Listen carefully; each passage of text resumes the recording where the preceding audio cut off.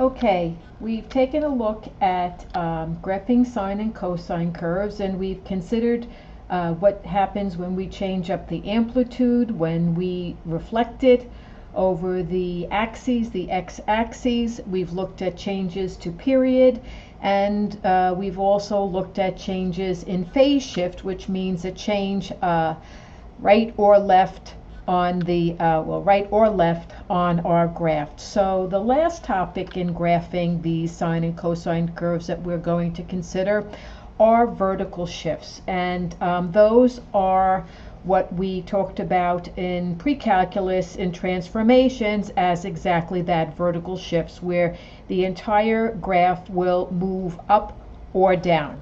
So when we look at the function now, the information we're given, we see we have A, B, and C like we did in the previous examples, but now we have a new piece of information here, D. And this D, which is going to be some number, some value, added or subtracted at the end of our function, is going to represent a shift of our sine or cosine curve either up or down. If it's positive, it's going to go up. If it's negative, it's going to go down. So, as this says here, if D is positive, shift the graph up. If D is negative, shift the graph down. Now, because we are shifting our graph up or down, this implies we're going to have a change to our max and min, because if we shift the graph up, the maximum and the minimum points will all be moved up. So that's going to be represented as adding the absolute value of our amplitude to our D. When we shift down, what we're going to do to get our values is we're going to be subtracting the amplitude from D. So we'll take a look at what that means when we look at our actual graph after it's completed.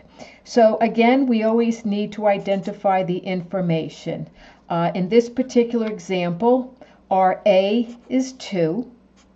Our B, there is no number in front of that X, so it's the invisible 1. C, we do not have any information in the parentheses. We don't have parentheses here, so C is 0. And then here our D is 1. So D is, I'll write it as positive 1. This is our D here out in the back. So what does this A, B, C, D mean? Amplitude. Our amplitude of this function is going to be 2.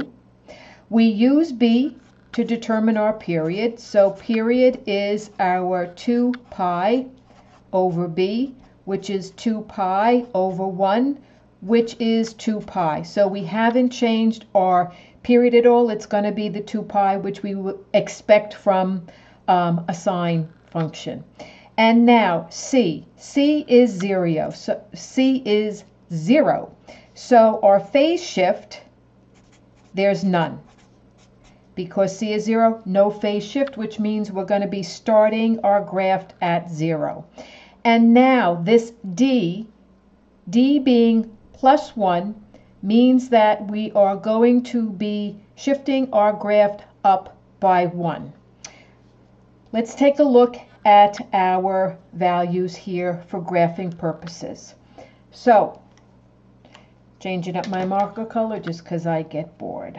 So, we don't have a phase shift, so our first X value, our first angle value is going to be 0. Oh, over here, I forgot to do our period divided by 4. So period divided by 4 is 2 pi divided by 4, which is pi over 2. So each of our key values is going to occur at some distance pi over 2 from the previous value, which we know then if this we start at 0, 0 plus pi over 2 is going to be pi over 2. Pi over 2 plus pi over 2 is pi. Next we would have pi plus pi over 2, which is 3 pi over 2. We really don't need to be calculating these because we know what they're going to be.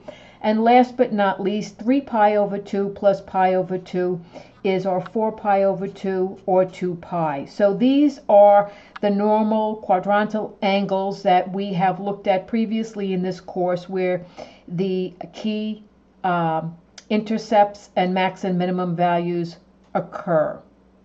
So now, looking at the cosine of these angles, we have cosine of 0, so we know our values here. Cosine of 0 is 1, cosine of pi over 2 is 0, cosine of pi is -1, cosine of 3 pi over 2 is 0, and cosine of 2 pi is back at 1 again. Now, our amplitude, we're changing up our max and mins. They're not going to be at 1 anymore. Our amplitude is 2. So now we multiply all the values by 2 to get 2, 0, -2, 0, 2. And usually in the examples, or in the past examples, I shouldn't say usually, just in the examples we've done, these are the values that we've used as our y to graph. However, we're now looking at this vertical shift, which says that each of our values, each of our points is going to be shifted up, moved up by 1. So here in this last column, you can see we're going to take our cosine values and we're going to add 1 to them. So 2 plus 1 is 3, 0 plus 1 is 1, -2 plus 1 is -1, 0 plus 1 is 1, and last but not least, 2 plus 1 is 3.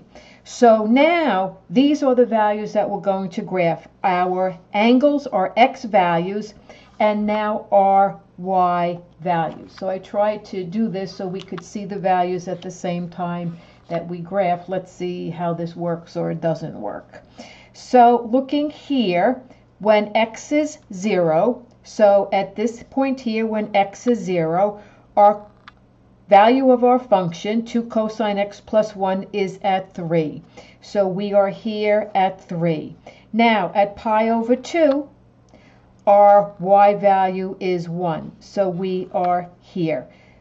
So we use these two columns to generate our information, but this is our y column here that we're going to be using, just to not confuse anybody. So now at pi, our angle pi, our y value is -1, so we are here, -1, -2, we're about here. At 3 pi over 2, we are back at a value of 1. And then at 2 pi, we are up here again at 3. So when I connect these to generate our cosine curve, here we have our cosine curve. And we were asked to graph one period, so we can see from our graph we've started at 1 and we went through one complete cycle, and we can see here that it has occurred between 0 and 2 pi. So here is our graph. Now I do want to take a look at our graph in conjunction with the regular cosine curve without any changes to it. So our cosine is this red line here, and then 2 cosine x plus 1 is this here. And we can see that in both these cases, if I go like this, one complete period is our 2 pi. We didn't change the period of it. And our intercepts occur here and here for our cosine, but now our intercepts are occurring in a different place for this because of the fact that we have shifted the entire graph up. So when we have a vertical shift, D represents our new axes, if you will. So if you look at this graph, here is 1, and I've put in this dotted line here. This line y equals 1 now. That is our new axes, if you will. And if we look, we can see we have our max, intercept, min, intercept, and our max point again, and these occur where we would anticipate them. This value here is pi over 2. We have an intercept with this line y equals 1. Over here, this point here is 3 pi over 2. In our regular cosine curve, our intercept is with the x-axis, but because of our vertical shift up, this intercept now occurs at 3 pi over 2 with the line y equals 1. So going back here to this, what we could do is at this line y equals 1 here, we could